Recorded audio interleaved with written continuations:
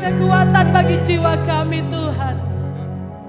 Pribadi yang selalu setia dalam hidup kami. Janji kami mau mengiring Engkau seumur hidup kami. Ini hidup kami Tuhan. Perkenankan kami terus masuk di dalam rencana-Mu Tuhan. Kami serahkan pikiran kami, kehendak kami kepada-Mu, pemilik hidup kami. Kekuatan di jiwaku, ketenangan batinku, ada dalam hadirat-Mu, ku menyembah-Mu. Kami bersyukur kepada-Mu Tuhan. Bersyukurku kepada-Mu, kami rasakan Engkau Tuhan, rasakan hadirat-Mu. Tak akan pernah, takkan ku melepaskan-Mu, Kau cahaya bagiku, mengiringmu seumur hidupku, masuk dalam rencana-Mu Bapa. Pikiranku, kehendakku, ku serahkan padamu. Harapanku hanya di dalam-Mu, ku kan teguh bersama-Mu Tuhan. Jadikanku bejana-Mu untuk memuliakan-Mu.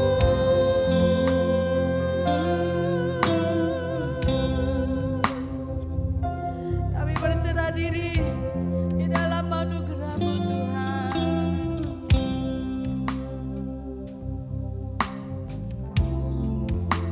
Kekuatan di jiwaku, ketenangan batinku, ada dalam hadirat-Mu, ku menyembah-Mu. Kami bersyukur Tuhan, bersyukurku kepada-Mu, rasakan hadirat-Mu, takkan ku melepaskan-Mu, Kau cahaya bagiku, mengiringku seumur hidupku. Kami persilakan memberitahu firman Tuhan. Rencana-Mu Bapa, pikiranku, kehendakku,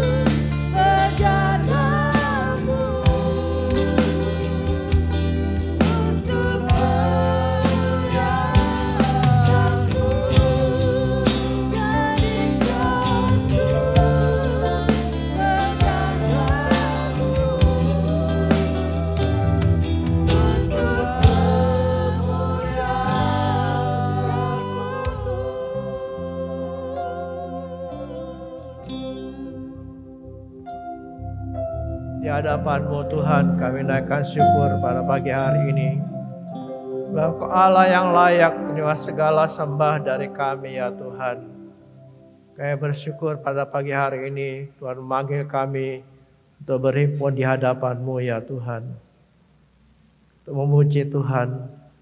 Dan kami boleh persembahkan segala pujian kami kepadamu. Walaupun dalam kekurangan dan kelemahan kami, tapi Engkau bersukacita atas kami pagi hari ini ya Tuhan. Inilah persembahan kami dan kami boleh menyerahkan sekali lagi hati kami kepadamu. Untuk Engkau taburi dengan firman-Mu ya Tuhan.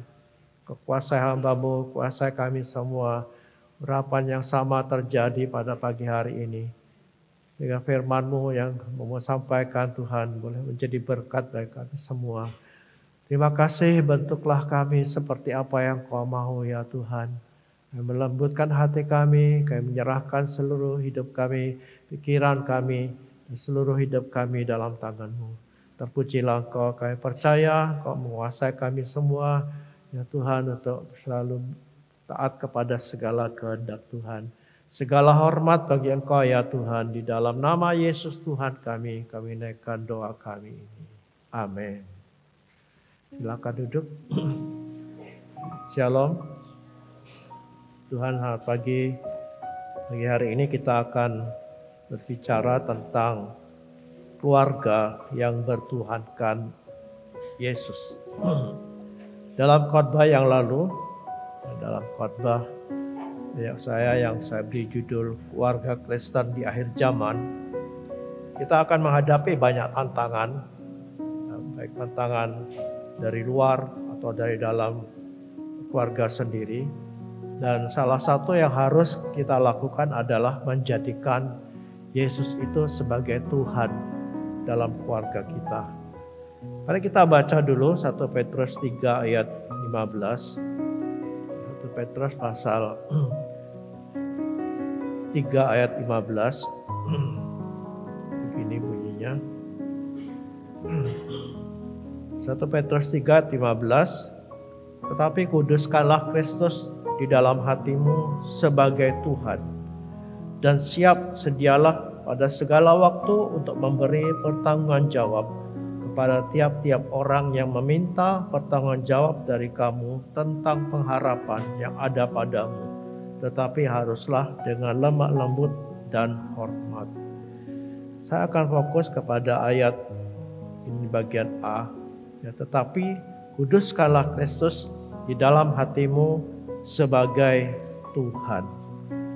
Kata kuduskan di sini, ya, kuduskan itu artinya menjadikan kudus. Ya, menjadikan kudus artinya menghususkan. Ya, kata kudus di sini adalah khusus, mengasingkan atau memisahkan bagi Allah. Itu kalau dalam Perjanjian Lama, itu imam besar itu memakai sebuah seperti mahkota gitu yang bertuliskan kudus bagi Allah. Artinya orang itu dipisahkan, orang itu dihususkan bagi Allah untuk menyembah Tuhan dan melayani Tuhan. Jadi kata kudus di sini adalah memisahkan. Jadi kalau dikatakan kuduskanlah Kristus berarti hati kita itu hanya dihususkan bagi Yesus sebagai Tuhan. Apakah benar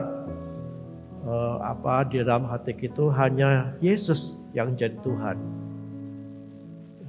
Apakah benar Yesus itu yang jadi Tuhan dan satu-satunya Tuhan di dalam hidup kita, dalam hati kita?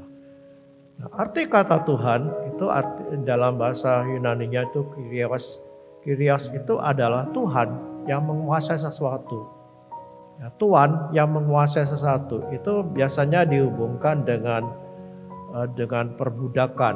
Ya, pada zaman Perjanjian Baru, Perjanjian Lama, Perjanjian Baru itu masih marak yang namanya perbudakan.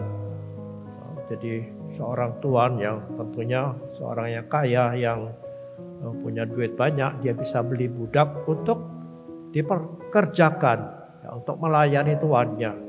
Jadi tuannya ini disebut tuan, ya, Tuhan, Kyrios.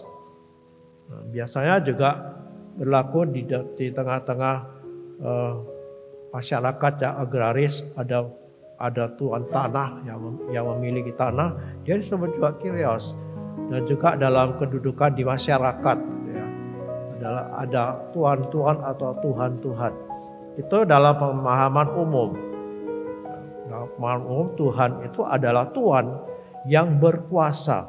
Tapi kalau itu dikenakan atau diususkan kepada panggilan Tuhan kepada Yesus, ya kepada Yesus itu berarti itu sapaan ilahi, ya sapaan ilahi.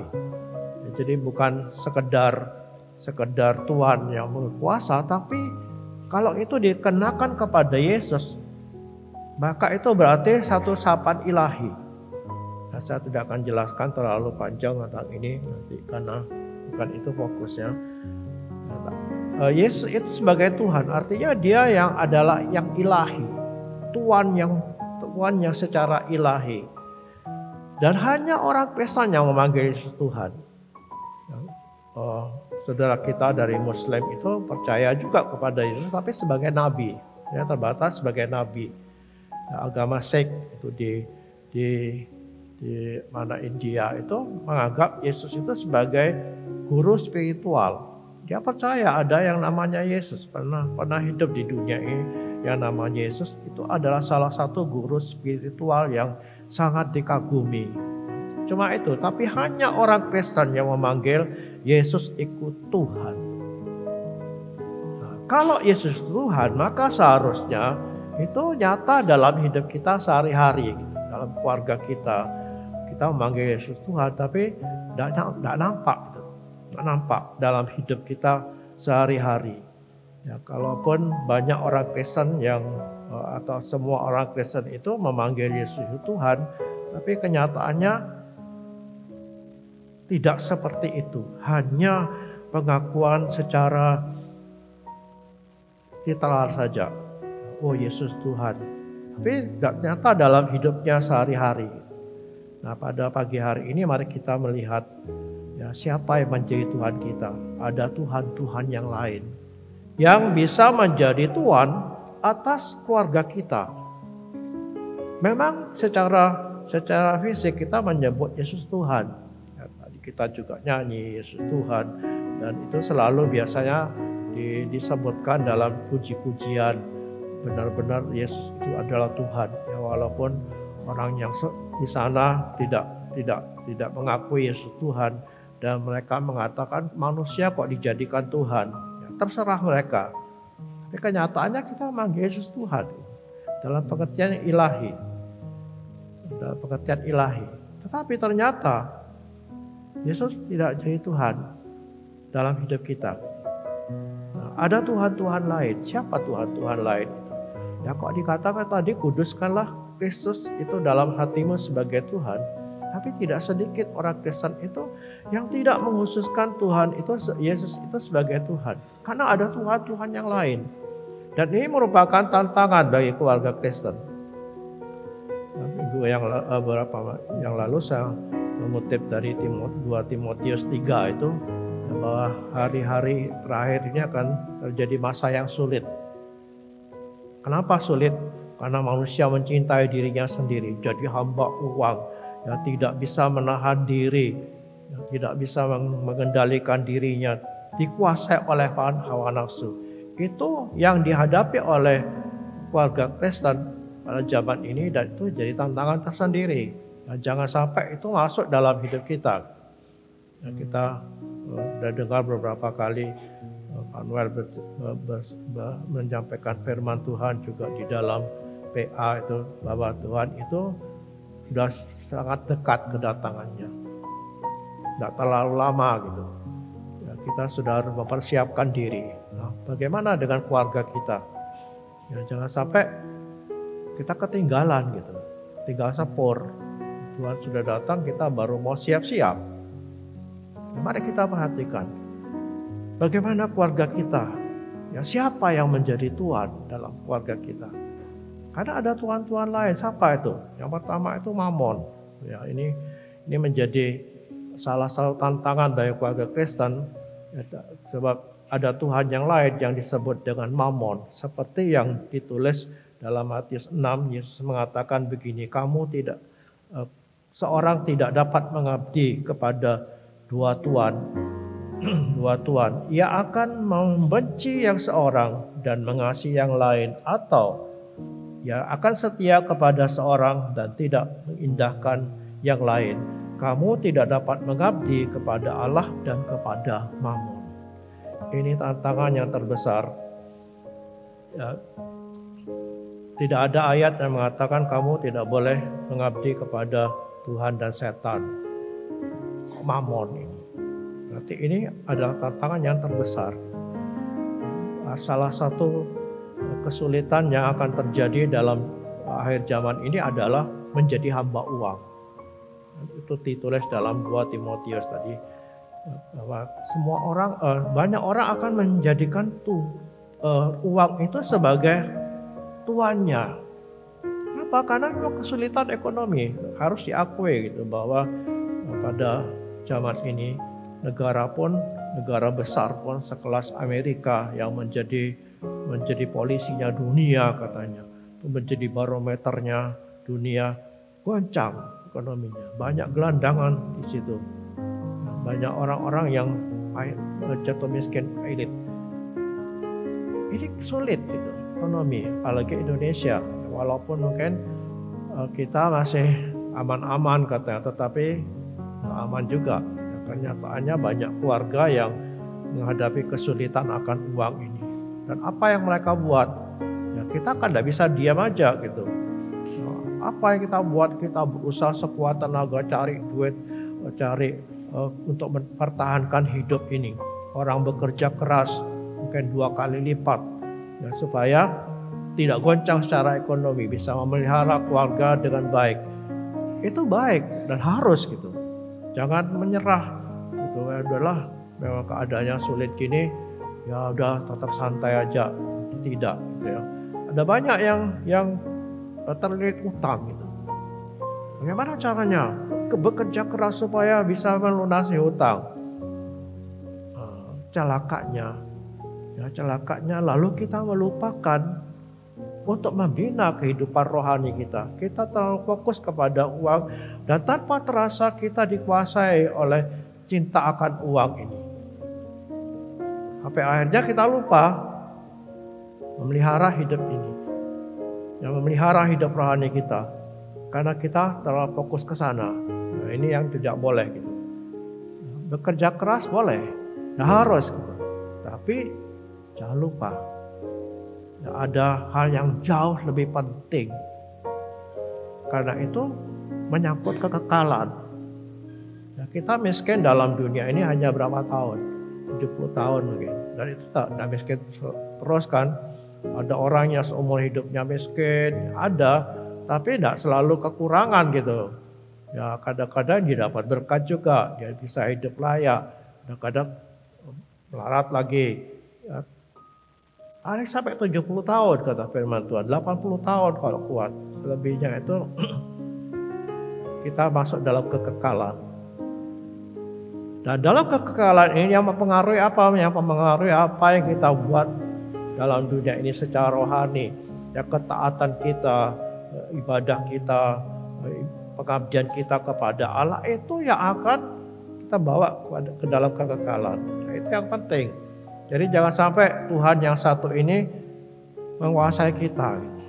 Sampai kita lupa ya bahwa ada hal yang lebih penting yang harus kita kejar. Kehidupan kekal yang tidak akan pernah berakhir. Namanya kekal itu kan tidak berakhir selamanya. Ya miskin di dalam dunia ini ya katakanlah 70, 80 tahun, 90 tahun kalau kuat. Tapi setelah itu kita bebas dari kemiskinan. Kita masuk dalam kekekalan. Jangan sampai yang satu ini jadi Tuhan.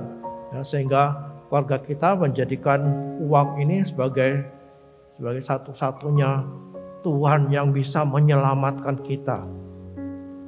Kita butuh duit. Pasti itu. Ya, karena semuanya harus dibeli dengan duit. Keluar rumah aja, bentar lagi sudah kita naik kendaraan, butuh duit. Dari mana BBM-nya? Memangnya nyumber sendiri? Enggak kan, beli. Kita jalan aja bentar, kita butuh mengeluarkan uang gitu. Butuh duit, tapi jangan sampai duit itu menjadi tuan. Sehingga kita melupakan hal yang lebih penting. Tuhan yang kedua adalah perut. Filipi 3 ayat 19 mengatakan begini. Kesudahan mereka ialah kebinasaan. Tuhan mereka ialah perut mereka. Kemuliaan mereka ialah aib mereka. Pikiran mereka semata-mata tertuju kepada perkara-perkara duniawi. Perut itu bisa jadi Tuhan. Apa perut itu? Bukan perut yang kita punya, perut yang kempes, yang gendut. Tidak, tapi itu berbicara tentang pemenuhan keinginan kita, nafsu kita. Nafsu makan, nafsu seks, nafsu keinginan berkuasa, keinginan dipuji. Itu semua adalah perkara-perkara duniawi yang kadang-kadang kita kejar gitu. Itu menjadi prioritas utama. Bagaimana kita hidup dalam kesenangan. Nah, ini kan jadi tren sekarang kan, di mana orang itu disebut hedonisme itu. Hanya mementingkan bagaimana hidup ini menjadi sejahtera, bagaimana kita puas dengan kehidupan yang singkat ini. Lalu moto mereka itu hidup hanya sekali, jangan mau susah gitu. Hidup cuma sekali, ayo nikmati. Benar, ya benar. Memang itu hidup sekali, tidak akan diulang lagi. Nikmatilah. Firman Tuhan mengatakan begitu kan dalam Pengkhotbah. Nikmatilah, anak-anak muda nikmatilah. Karena hidup hanya sekali. Tapi ingat katanya. Ingat, kau akan diperhadapkan kepada penghakiman, pengadilan Tuhan. Nah, ini yang perlu. Nikmati hidup ini ya. Kalau punya duit jangan disimpan-simpan eman-eman, ditaruh di bank. Ya banknya diputar di bank-banknya makin berkembang, kita miskin. Karena padahal duit ada duit, tapi kita hidup seperti orang miskin. Aduh kasihan gitu. Nah, kerja keras, yang menikmati orang lain, nikmati. Tapi ingat, ya, ada batas-batas di mana kita bisa menikmati kesenangan dunia ini. Mau makan, mau bersenang-senang, mau tamasya, menikmati alam, silakan. Tapi ingat satu hal bahwa kita akan diperhadapkan kepada hakim. Kalau kita ingat itu, kita akan batasi diri gitu. Kita akan bisa tidak melanggar etika firman Tuhan, tapi kita akan menikmati semua itu dalam kekudusan. Menikmati alam dan bersyukur. Tuhan, terima kasih betapa indahnya Tuhan. Itu kan lebih mendekatkan diri kepada Tuhan gitu. Alam ini, makan misalnya, itu apa saya makan? Hanya untuk memuaskan nafsu atau supaya tubuh saya tetap sehat dan saya bisa memuliakan Tuhan. Itu masalahnya. Sama-sama makan mungkin, tapi yang satu makan hanya memuaskan hawa nafsu. Ada orang yang punya nafsu makan besar gitu, semuanya kepingin dimakan. Dia tidak berpikir bahwa makan itu nanti jadi penyakit, tidak peduli, pokoknya puas. Tapi apakah kita makan untuk memuliakan Tuhan? Paulus mengatakan baik apapun yang kamu kerjakan, ya, apapun yang kamu lakukan, lakukanlah itu kemuliaan Tuhan. Ya, kita makan, minum katanya ya, dalam 1 Korintus 10. Ya, kamu makan, minum, lakukanlah itu semua untuk kemuliaan Tuhan. Jadi ini bisa jadi Tuhan, perut. Ya, keluarga-keluarga yang hanya memuaskan keinginannya dengan bersenang-senang tanpa ingat bahwa satu saat dia akan menghadap kepada hakim. Yang ketiga, Tuhan yang ketiga itu adalah diri sendiri. Kita sendiri. Dalam Roma 8 ayat 7. Sebab keinginan daging adalah perseteruan kepada Allah, karena ia tidak takluk kepada hukum Allah. Hal ini memang tidak mungkin baginya. Mereka yang hidup dalam daging tidak mungkin berkenan kepada Allah. Ini Paulus itu menekankan di sini tentang perseteruan antara kehendak daging kita dengan kehendak roh. Karena di dalam hidup kita ada peperangan. Nah, keinginan daging kita itu adalah keinginan di mana ingin dipuaskan. Dan kita akan jadi tuan atas diri kita sendiri. Jadi menuruti keinginan daging itu adalah penyembahan kepada diri sendiri. Dan tanpa sadar kita ingin memuaskan diri sendiri. Itu penyembahan diri sendiri. Menganggap bahwa keinginan dan kebutuhan kita itu lebih penting daripada takluk kepada kehendak Tuhan. Daging itu tidak bisa takluk kepada Tuhan. Karena itu bertentangan. Tidak mungkin. Keinginan daging kita tidak mungkin takluk kepada kehendak Tuhan. Bagaimana kita berkenan kepada Allah? Tidak mungkin. Pokoknya sayalah yang berkuasa. Saya menentukan sendiri. Bolehkah kita menentukan nasib sendiri? Boleh, harus. Siapa yang mau menentukan diri kita sendiri? Kecuali kita. Tapi percayalah bahwa kita perlu menaklukkan diri kepada kehendak Allah. Biar Tuhan yang menjadi raja atas hidup kita. Biar Dia yang menguasai hidup kita, bukan diri sendiri. Kita harus menundukkan diri seperti Yesus berdoa di Getsemani. Bukan kehendakku jadi. Tuhan punya kehendak sendiri. Kehendak manusianya itu berbicara, kalau boleh jangan menderita. Ya, kalau boleh jangan disalib, karena tidak enak itu. Pasti tidak enak. Dipisahkan dari Allah itu sangat tidak enak. Tapi Tuhan mengatakan bukan kehendakku jadi, tapi kehendakmu yang jadi. Nah, ini teladan yang baik di mana bukan kehendak sendiri yang menjadi raja, yang menjadi tuan atas hidup kita, tapi kehendak Allah. Ini harus diwaspadai. Ini yang lebih sulit gitu ya. Menguasai kehendak kita kan sulit. Beberapa waktu yang lalu, Pak juga menyampaikan firman Tuhan bahwa kita perlu mengekang diri gitu. Hal yang dimulai dari hal yang remeh, HP misalnya. Ini rasanya kita tidak bisa hidup tanpa ini kan. Ya saya akui sendiri. Kenapa? Karena di sini kita bisa berkomunitas, ya kita bisa menjadi berkat. Di sini ada catatan Alkitab juga. Maka saya kalau khotbah pakai ini, ada catatan Alkitab yang sangat membantu gitu. Masa kita tidak bisa hidup tanpa ini. Tapi harus mengekang diri gitu. Maka belajar. Ya ketika kita ingin main game misalnya, coba katakan enggak hari ini, enggak, aku enggak. Hari ini enggak. Ya, belajar puasa katanya. Puasa main game, puasa pegang HP. Walaupun sulit, harus belajar dari kecil-kecil gitu. Nah, itu mengekang diri sendiri.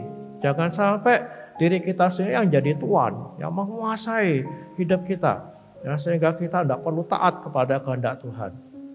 Sulit memang, ya sulit untuk menguasai diri sendiri. Tapi saya percaya dengan kekuatan Tuhan kita mampu melakukannya. Tundukkan diri kepada Tuhan, karena Dia adalah Tuhan. Nah, yang keempat ini sebetulnya tidak ada orang Kristen itu yang menjadikan secara terang-terangan iblis itu jadi Tuhannya.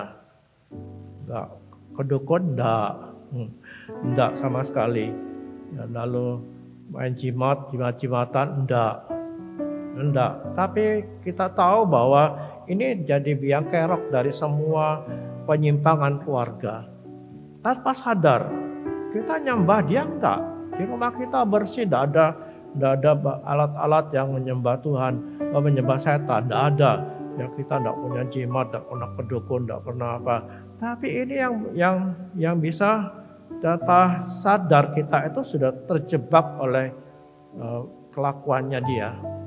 Ini musuh kita, ini adalah pembunuh. Nah, iblis itu pembunuh, dan dia akan kacaukan keluarga kita dengan segala macam cara. Dia bisa masuk dengan segala macam cara tanpa kita sadari. Ya, kalau tadi ada uang misalnya yang bisa menjadi tuan atas hidup kita, Mamon itu bisa jadi tuan, dan peranan setan juga itu. Ya, dia tanpa terasa sudah masuk di situ. Ya, mendorong kita untuk melakukan sesuatu. Ini tidak pernah mati. Ini setan ini tidak pernah mati sampai hari ini. walaupun sudah ditaklukkan oleh Yesus, dikalahkan ketika Yesus mati di kayu salib, tapi setan tidak pernah diberangus. Dia hanya dilucuti. Dia tidak bisa membinasakan kita, tapi masih bisa menggoda kita. Jadi harus diwaspadai. Jangan sampai si setan ini tanpa kita sadar sudah merusak keluarga kita. Kita banyak ditipu kadang-kadang. Oh, setan itu tidak ada, tidak nyata. Jauh dari kita karena kita ini anak-anak Tuhan. Tapi ini setan katanya dia seperti singa yang mengaum-ngaum, yang berjalan keliling. Artinya tidak pernah istirahat ini. Kita boleh tidur karena capek, kita tidur.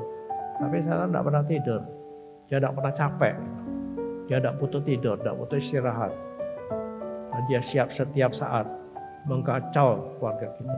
Perlu diwaspadai. Kita berhati-hati dengan yang satu ini.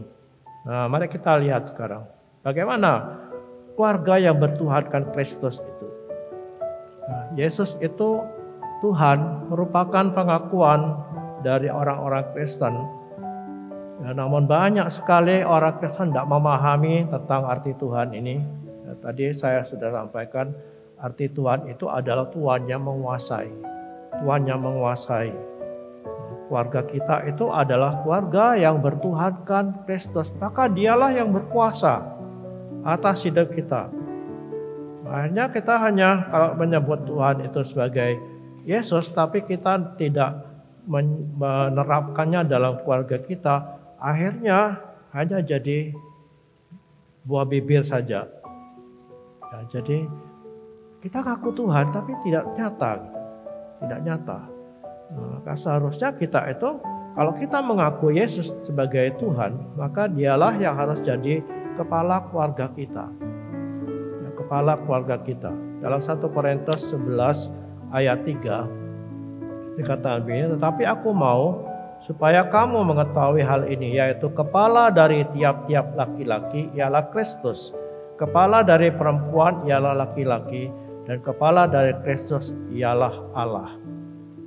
Jadi kalau diurutkan itu seperti ini.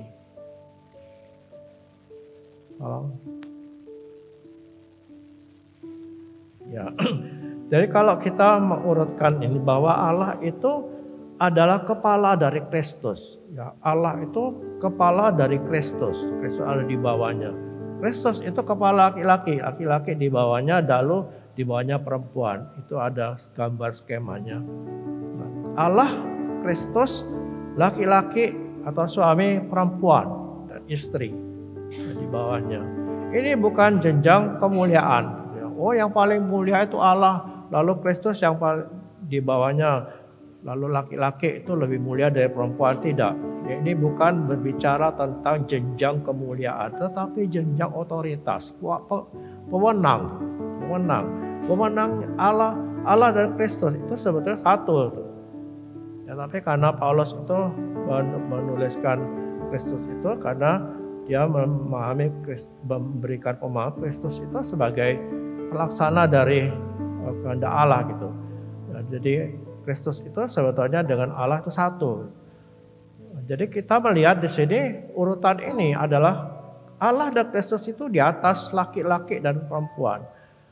Jadi Allah itu harus jadi Tuhan, kepala dalam keluarga kita.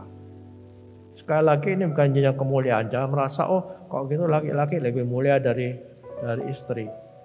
Tidak, sama. Allah dan Kristus itu memang jenjang kemuliaan kalau dibandingkan dengan manusia.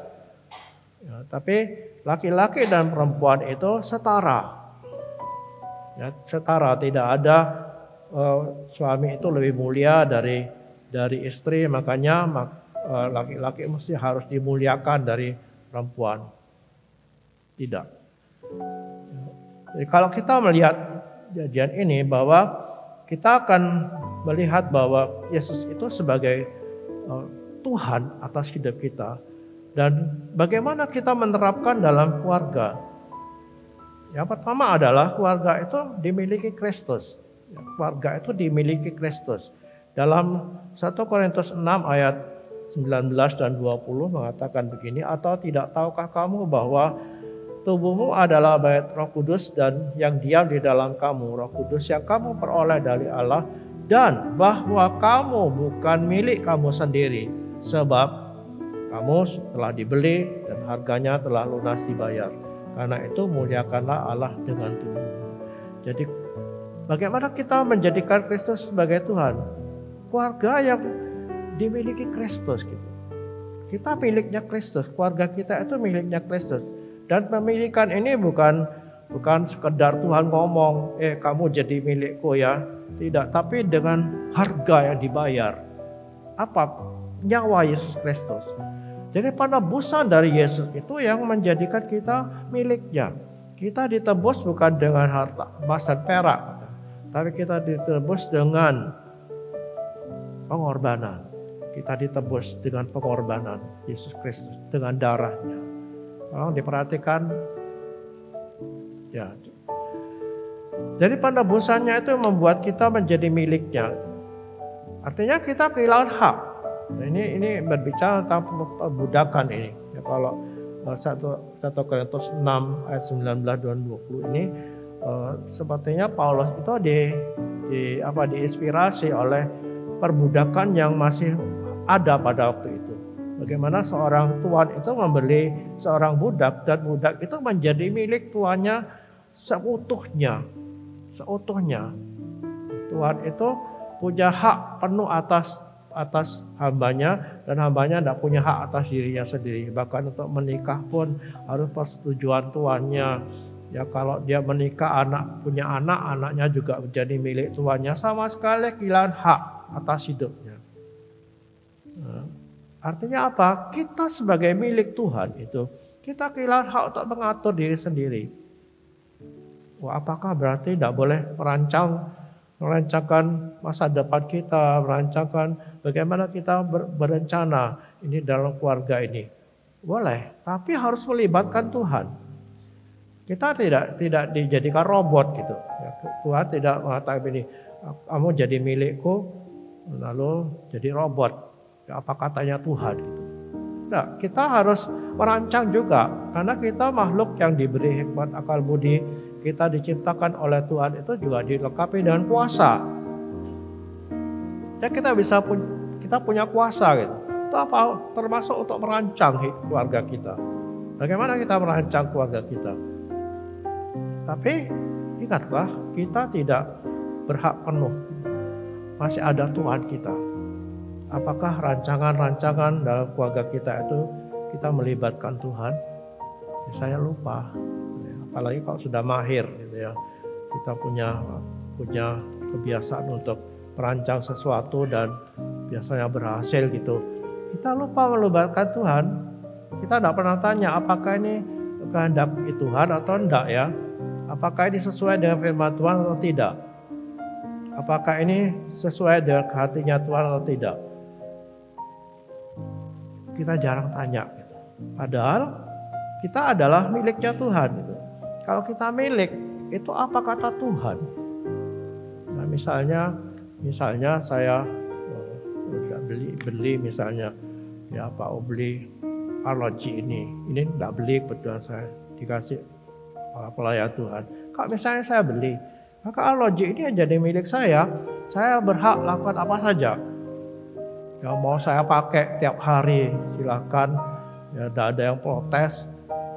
Atau saya mau simpan di lemari juga nggak ada yang protes. Paling nanti istri saya bilang, kok taruh di lemari, kok tidak dipakai, paling gitu.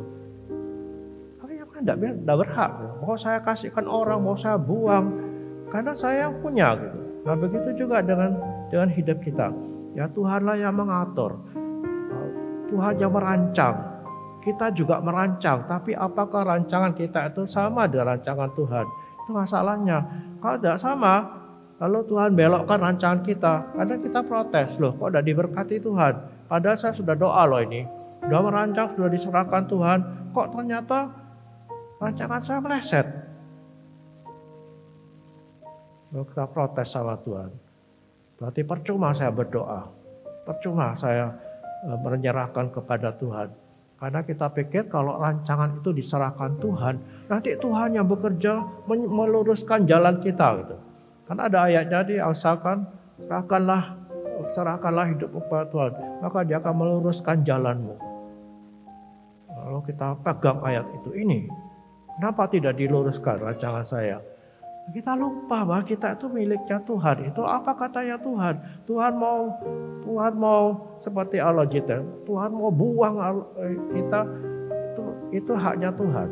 Kita tidak boleh protes. Kita hanya bisa menerima dengan syukur semua keputusannya. Rancangan kita kadang-kadang tidak sama dengan rancangan Tuhan. Tuhan belokkan rancangan kita itu, tidak jadi. Apakah kita bisa bersyukur? Ada banyak rancangan yang saya rancang, bahkan dari muda dulu. Saya kepengen jadi ini besok. Lalu saya mengarahkan diri ke sana, bagaimana supaya saya bisa mencapai apa yang saya rancangkan. Ternyata tidak jadi semua, batal semua. Ternyata Tuhan punya rancangan lain gitu, yang lebih baik sebetulnya. Dulu saya pernah waktu masih muda itu saya kepengen kerja di bank gitu. Kenapa? Saya lihat ada salah satu jemaat itu pegawai bank, dia kepala bank. Tiap hari pakai dasi gitu. Dasi itu keren gitu. Waktu itu masih SMP gitu. Mau masuk SMA, waduh saya besok kepengen jadi bank, keren kayaknya. Pakai dasi tiap hari. Lalu setelah batal, ada tawaran itu. Ada kakak misalnya itu nawarin, kamu mau daftar di bank enggak? BCA Jalan Karet itu. Wah, ini cita-cita saya iyakan langsung. Iya, kamu les ketik dulu. Dulu tidak ada komputer, ayo ketikkan dulu. Saya kursus dengan semangat gitu. Ini apa yang saya rindukan saya capai akan tercapai. Ternyata batal semua. Tidak dipanggil sampai hari ini, tidak pernah dipanggil. Lamaran saya masuk itu tidak dipanggil gitu. Kecewa? Iya. Ini sudah cita-cita. Kok saya tidak pernah cerita, tapi kok ditawari gitu. Ini kan berarti sudah kayak di PHP gitu sama Tuhan. Tapi ternyata batal gitu. Apa yang saya buat? Tidak tahu. Pokoknya saya jalan aja. Ya, ternyata dari pendeta pakai dasi juga. Gitu. Pakai dasi. Malah kok tidak senang pakai dasi ya. Ternyata tidak enak pakai dasi itu. Makanya saya sering pakai ini. Apa yang Tuhan mau kadang-kadang tidak sesuai dengan apa yang kita rancangkan. Nah, apa bagian kita? Berserah, bersyukur, terima kasih Tuhan. Karena Engkau adalah pemilikku, Engkau yang berhak atasku. Jadi keluarga yang bertuhankan Kristus itu adalah keluarga yang menjadi milik Kristus. Yang kedua, keluarga yang bertuhan ke Kristus itu adalah keluarga yang mentaati Kristus. Dia Tuhan. Dia Tuhan. Satu-satunya Tuhan katanya. Kuduskanlah Kristus dalam hatimu. Dia adalah satu-satunya Tuhan. Artinya seluruh keluarga kita, seluruh kehidupan kita itu ditundukkan kepada kehendak Tuhan. Artinya taat.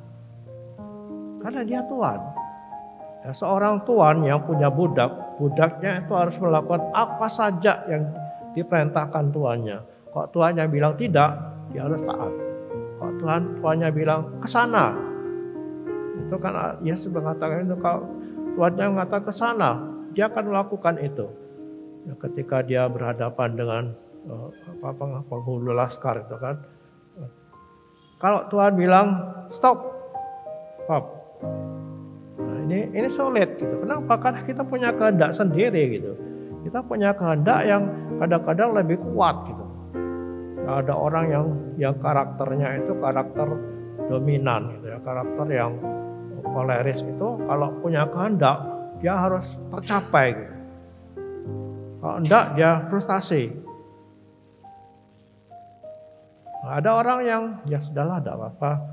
Ya enggak jadi enggak apa-apa. Ya saya mau taat sama Tuhan. Ada yang begitu.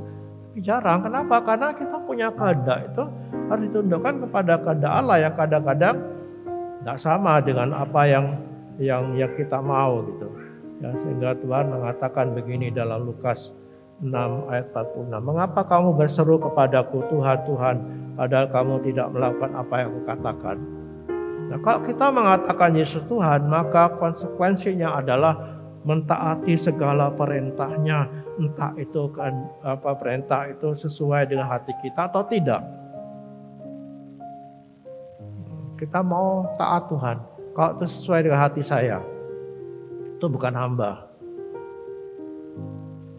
Seorang hamba itu akan mengatakan apapun yang Tuhan katakan, aku mau lakukan. Siapkah kita? Jadi kalau kita memanggil Yesus Tuhan, konsekuensinya adalah taat kepada segala kehendak-Nya. Dan yang ketiga, yang terakhir adalah keluarga yang memuliakan Tuhan. Ya, keluarga yang memuliakan Tuhan. Dalam 1 Korintus 6 tadi ayat 20, bagian terakhir katakan begini, 19 ya tadi, lalu ayat 20, kamu telah dibeli dan harganya telah lunas dibayar. Karena itu muliakanlah Allah dengan tubuhmu.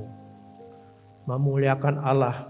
Apakah keluarga kita sudah memuliakan Allah? Memuliakan Allah dengan cara apa? Melayani Dia.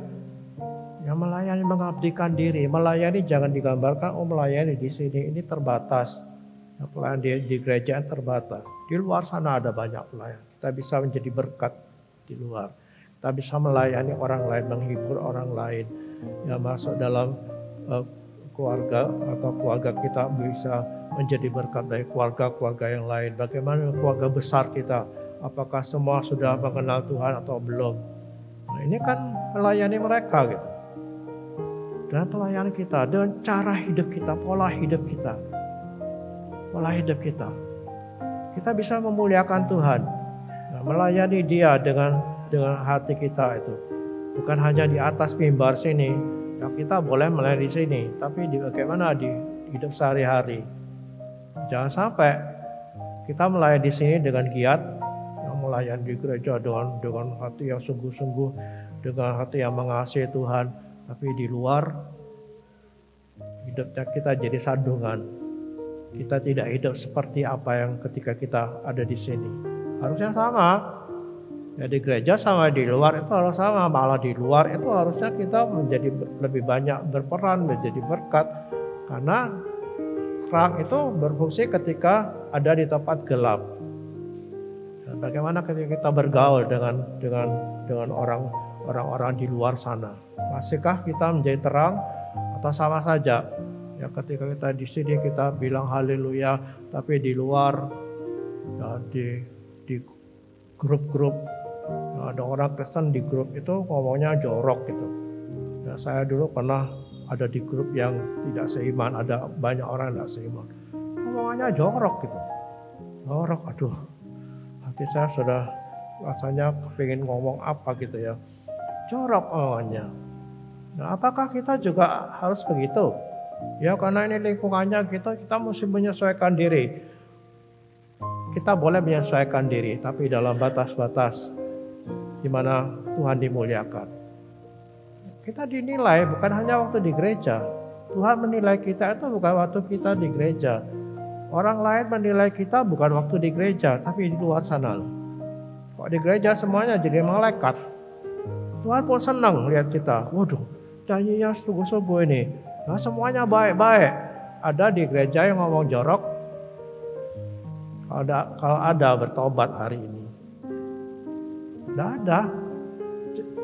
Atau jawabannya 99% tidak ada. Kalaupun ada cuma 1%. Tapi bagaimana di luar? Di grup. Nah, di lingkungan di mana kita ada. Ada ibu-ibu arisan. Apakah kita akan katut di situ? Kita ikut karena harus menyesuaikan diri supaya tidak dikucilkan.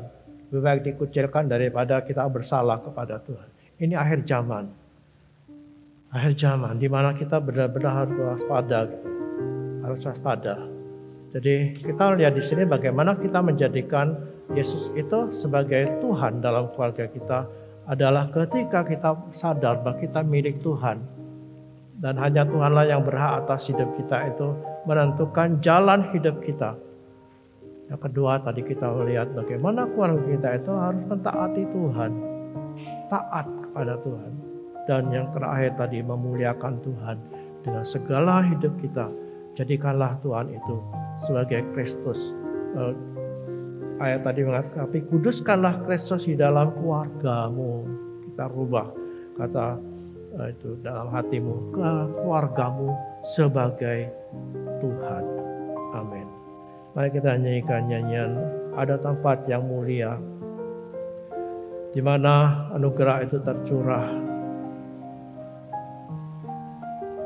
yaitu ketika Yesus memberikan hidupnya untuk menggantikan dosa kita. Kita jadi miliknya karena pengorbanan yang besar. Dan bagi kita adalah bagaimana kita menerapkan ya, bahwa Yesus itu adalah Tuhan dalam hidup kita. Menyerahkan hidup kita menjadi milik Tuhan dan hidup dalam seperti apa yang Tuhan mau, dalam ketaatan, dalam pelayanan pengabdian kita kepada Tuhan. Haleluya.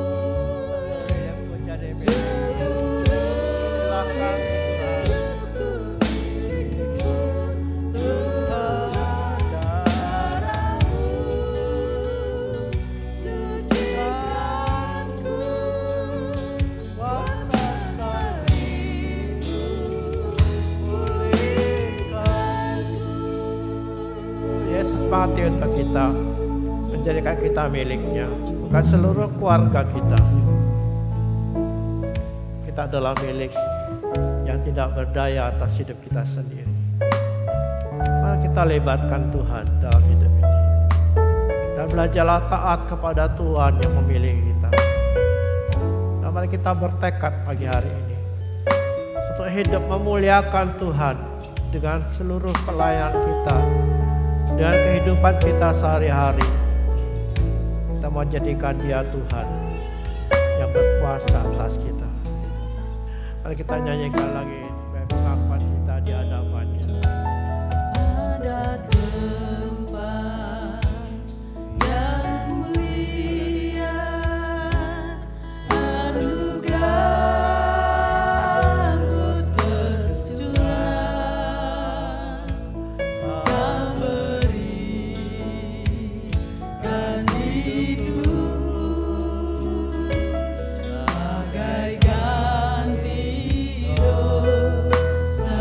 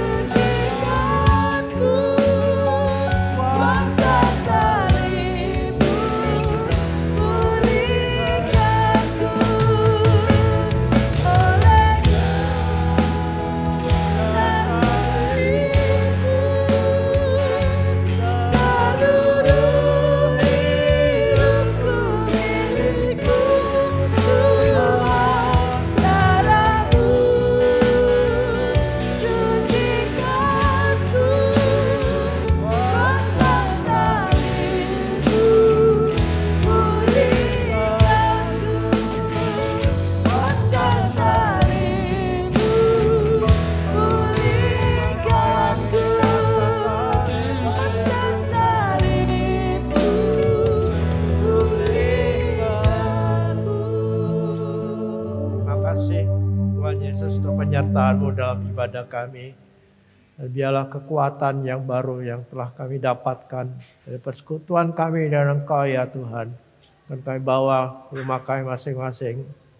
Tuhan, dalam mencari nafkah kami, dalam membina keluarga kami, dalam menghadapi apapun dalam keluarga kami. Kami percaya kekuatan-Mu menyertai kami ya Tuhan. Terima kasih Tuhan, kami boleh menyerahkan juga saudara-saudara kami yang tidak bersama kami, yang dalam pergumulan dengan penyakit mereka. Tuhan, jamah mereka, Tuhan, kuatkan mereka terus. Kami percayakan juga mereka yang dalam keadaan menghadapi tantangan keluarga maupun tantangan ekonomi, tantangan apapun juga ya Tuhan. Kami percaya Tuhan menyertai mereka. Terima kasih Tuhan, kami menyerahkan seluruh keluarga dan anak kami semua yang ada dalam keluarga kami. Kami percayakan kepadamu pendidikan mereka juga Tuhan. Kami serahkan sekolah-sekolah di mana mereka bersekolah. Berkat juga bintang harapan di mana sekolah ini akan terus menjadi berkat. Karena Engkaulah yang berkatinya Tuhan. Terima kasih, kami akan pulang sebentar. Kami percaya tangan-Mu menopang kami, menolong kami dan memberkati kami pagi hari ini. Kami akan pulang membawa nama-Mu. Kami pulang juga Tuhan dengan kekuatan yang baru. Segala hormat bagi Engkau ya Tuhan. Inilah kami dan persembahan kami. Kami menaikkan semua dalam nama-Mu, Yesus Kristus Tuhan dan Juru Selamat kami. Bapa kami yang di surga, dikuduskanlah nama-Mu. Datanglah kerajaan. Jadilah kehendak-Mu di bumi seperti di surga. Berikanlah kami pada hari ini makan kami yang secukupnya. Dan ampunilah kami akan kesalahan kami, seperti kami juga mengampuni orang yang bersalah kepada kami. Dan jangan bawa kami ke dalam pencobaan, tapi lepaskanlah kami daripada yang jahat. Karena Engkau-Lah yang punya kerajaan, kuasa, kemuliaan, sampai selama-lamanya. Amin. Mari kita berkati Indonesia. Di dalam nama Tuhan Yesus Kristus, diberkatilah Indonesia. Diberkatilah dengan keselamatan. Diberkatilah dengan damai sejahtera. Diberkatilah dengan keamanan. Diberkatilah dengan kemakmuran. Diberkatilah dengan kesehatan. Diberkatilah presiden dan pemimpin di daerah-daerah. Diberkatilah Kabupaten Probolinggo. Diberkatilah orang-orang percaya di Kabupaten Probolinggo. Amin. Sekarang jemaat yang dikasihi Tuhan, terimalah berkat dari Bapa itu yang akan menguatkan engkau, memberikan kemampuan menghadapi apapun. Dan Yesus Kristus dengan kasih dan damai sejahteranya meneguhkan hati dan pikiranmu. Dan Roh Kudus menuntun, memimpin saudara, mengurapi saudara, memakai saudara sekalian menjadi berkat dimanapun engkau ada. Dalam nama Tuhan Yesus Kristus. Amin. Warta Jemaat. Mari seluruh jemaat bergabung dalam komunitas sel untuk bertumbuh bersama-sama, belajar dan saling berbagi. Untuk penempatan komsel dapat menghubungi Bapak Gembala. Ibadah wanita hari Rabu pukul 5 sore di gereja. Ibadah doa dan komunitas pelayan Tuhan hari Jumat pukul 6 sore. Ibadah raya pertama pukul 6:30 pagi, ibadah sekolah minggu dan remaja pukul 8:30 pagi, ibadah raya kedua pukul 4 sore. Selamat ulang tahun kepada jemaat yang berulang tahun dalam minggu ini, kiranya Tuhan memberi kesehatan, kedewasaan rohani, berkat dan damai sejahtera. Pendalaman Alkitab hari Senin pukul 5 sore, mari jemaat dapat hadir untuk belajar, menambah pengetahuan, dan memperdalam iman. Sampai jumpa hari Senin. Tuhan Yesus memberkati.